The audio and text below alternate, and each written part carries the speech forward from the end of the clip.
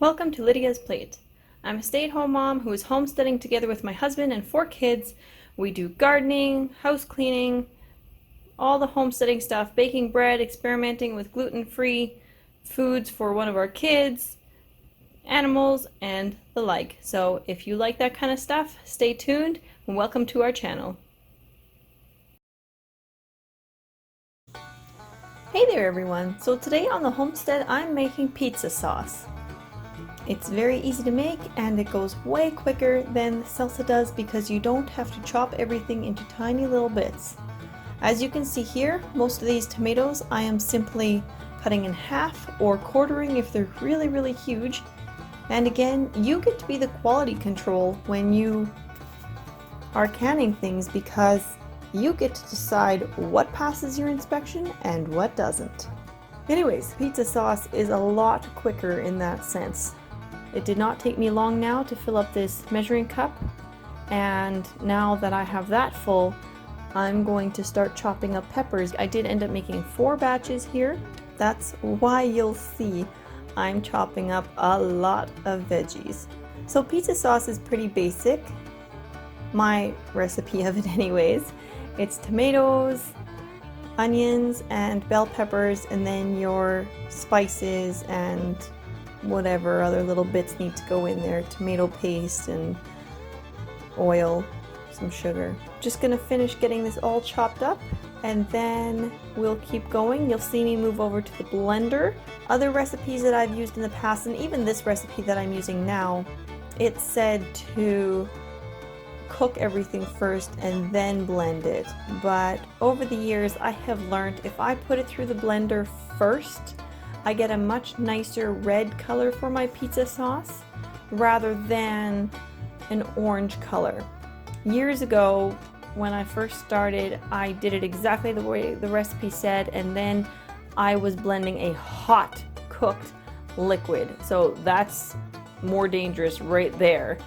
All kinds of things that happen with that are not fun.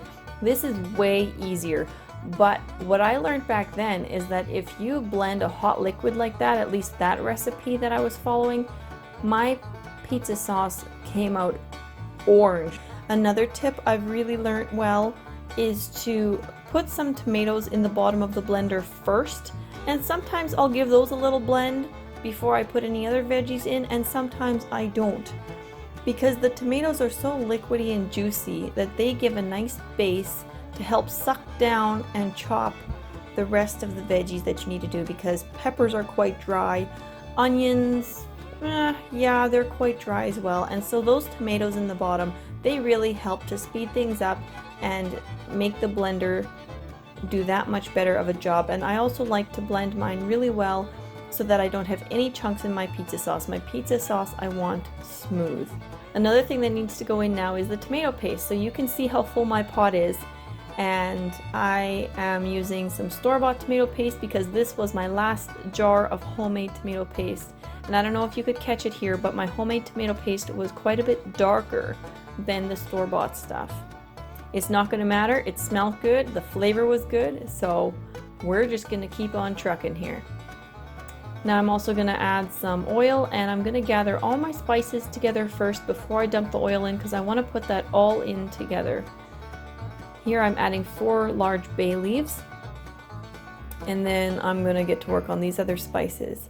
Now another trick I have learned over these last few weeks with using this big pot, because in the past I've used other pots. I've only acquired this pot over last winter, and so that was after canning season was done.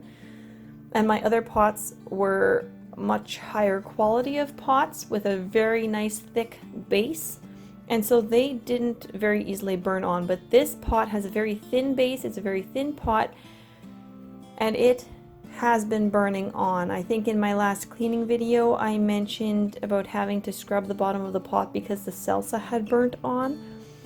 And so since then I have learned that if I pour a little oil in there, and I have sunflower oil right now, but if I give the bottom of this pot a nice coating of that oil, it has not burned on the last couple times when I have been cooking stuff up. So I've been really excited about that.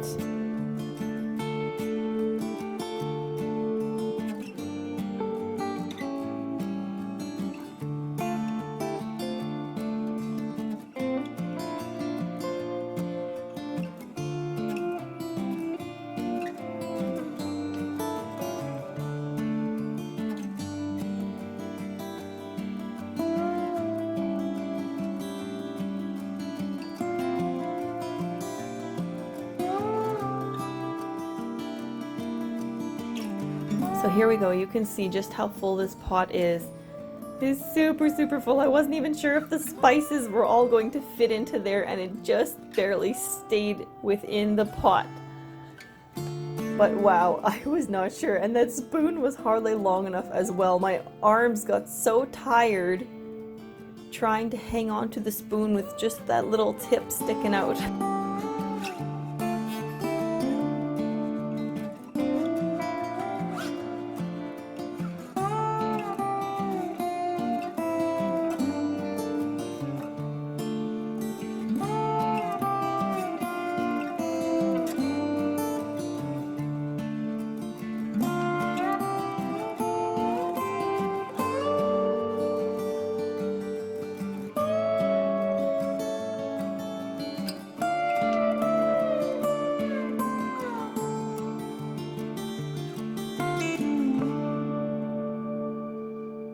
Now also, because this pot was so huge, I'm doing a quadruple batch here, so I allowed it to cook longer. Normally this sauce only needs to cook for half an hour, but I let it cook for 45 minutes. Really, I don't know how much that really matters. It was just a personal choice of mine, but also I do know that the longer that you let it simmer and cook, the thicker your sauce will get, which I don't mind at all because I use this sauce for everything. I use it for pizza, I use it for lasagna, for, you know, spaghetti bake casseroles, that type of thing.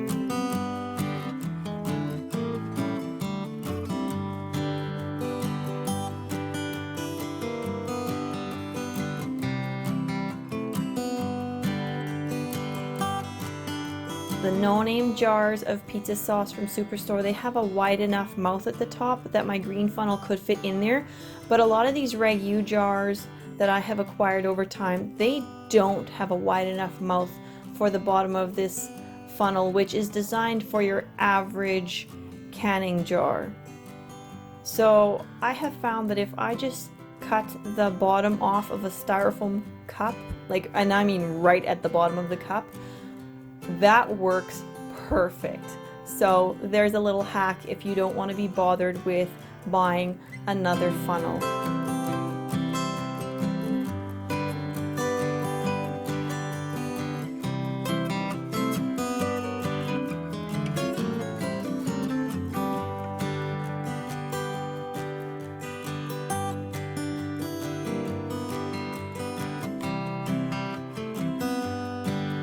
So here we go, the pizza sauce is all cooked and I'm canning it, and here I'm showing you the method that I believe I talked about in the last salsa video that I did, where I mentioned that some people don't steam can their jars when it's a hot cooked liquid like this, and so that's what I'm doing here. I'm not putting these jars into the oven to steam can. I'm just sealing them up as tight as I can. I'm still cleaning the rim with dipping my finger into a cup of hot water here, and then I'm running my finger around the top, and I'm also wiping the jars. Some of them I'm wiping, some of them not, depending on if I thought I had spilt a little bit or not. I try to be very careful and not spill, but accidents happen and I'm not perfect.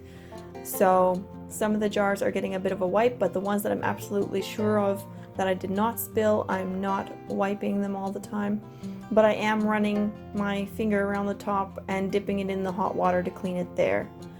And then I'm grabbing one of those hot lids out of the boiling water and screwing that on to the top of the jar as tight as I possibly can.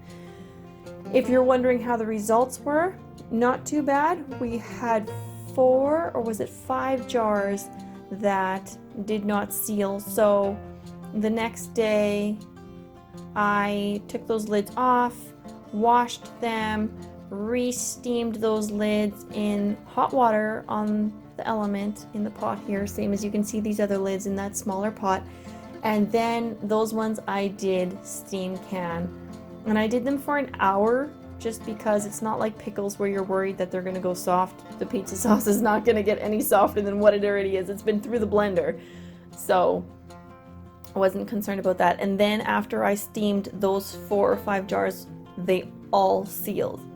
And as I mentioned too, like this, they don't seal as quickly. So we heard these jars popping and sealing all night long till we fell asleep. So that's it, guys. I hope that you have found this video helpful. If you have, please give it a thumbs up, subscribe if you haven't yet, and hit that bell if you want to be notified every time we post a new video. It is free to subscribe, free to hit that like button, and if you want to comment, that is free too, and I enjoy talking with you.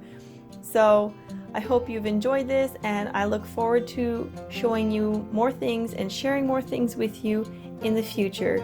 Thanks so much for watching, guys. This has been Lydia's Plate. I'm Lydia, and I'll see you in the next video.